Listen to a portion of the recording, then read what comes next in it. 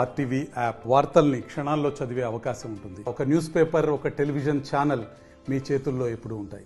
తెలంగాణ రాష్ట్రం ఏర్పడిన తర్వాత కేసీఆర్ నిరంకుశ కుటుంబ పాలన మీద గత 10 ఏళ్లుగా అలుపెరుగని పోరాటాలు చేసి అలాగే గొరుట్ల ఇన్ఛార్జి కల్తీ మోహన్ రెడ్డి గారికి మరియు జిల్లా పార్టీ అధ్యక్షులు అందరూ కూడా మేము చేసే ఒక విజ్ఞప్తి ఏంటంటే, ఎన్నికలు అనేవి కేవలం రాజకీయ పార్టీలకు సంబంధించిన విషయాలు కావు.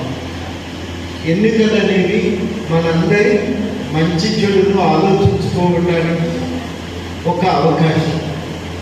మన కష్టాలు సుఖాలు చెప్పుకోవడానికి ఎన్నికలు ఒక వేదిక. మన భవిష్యత్తు నిర్ణయించుకోవడానికి ఎన్నిక అనేది ఒక అవకాశం. దీన్ని మనం ఎప్పుడు కూడా జారవిడుచుకోవద్దు. తప్పనిసరిగా ఈ అవకాశాన్ని మనం సద్వినియోగం చేసుకోవాలి. అందుకని ఇవాళ మనము ఒక్కసారి తెలంగాణ గురించి, దేశ పరిస్థితుల గురించి ఒక మాట మనం మాట్లాడుకోవాలి.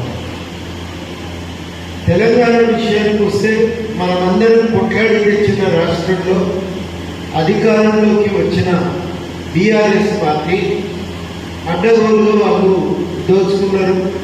రాష్ట్రం యొక్క సంపదతో వాళ్ళు లాభపడ్డారు. ఇవాళ కేసుల్లో ఇరుక్కున్నారు. అది కూడా మనం చూస్తాం.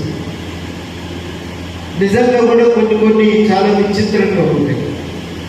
కాళేశ్వరం ప్రాజెక్టు కట్టిన కంపెనీ కేసీఆర్ గారికి విపరీతంగా చెందాయించారు.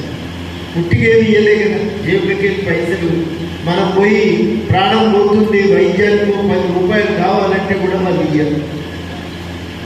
అట్లా ఎవరికి ఒక కాకి కూడా ఎంగిల్ చేయి దొరికినటువంటి కంపెనీలు ఎందుకు కోట్ల రూపాయలు ఇస్తున్నాయి? 250 కోట్ల రూపాయల పైసలు ఇచ్చింది ఆయన పార్టీ. 250 కోట్ల రూపాయలు ఎందుకు ఇచ్చిండ్రు అంటే వాళ్ళకు లాభమైంది, ఈయన కమిషన్ ఇచ్చారు. మామూలుగా చెప్పాలంటే ఇవాళ కాళేశ్వరం ప్రాజెక్టు సంగతి చూస్తే కేంద్ర ప్రభుత్వము ఒక జాతీయ స్థాయిలో ఒక స్వతంత్రమైన సంస్థ ఉంటుంది. ఆ సంస్థ పేరు కంట్రోలర్ అండ్ ఆడిటర్ జనరల్. ఇది స్వతంత్ర సంస్థ. సుప్రీంకోర్టు మాదిరిగా, ఎన్నికల కమిషన్ మాదిరిగా ఇది ఒక స్వతంత్ర సంస్థ. మరిన్ని వీడియోస్ కోసం ఛానల్ ని సబ్స్క్రైబ్ చేయండి. లేటెస్ట్ అప్డేట్స్ కోసం వాట్సాప్ ఛానల్ ని ఫాలో చేయండి. అండ్ లింక్ డిస్క్రిప్షన్ లో ఉంది.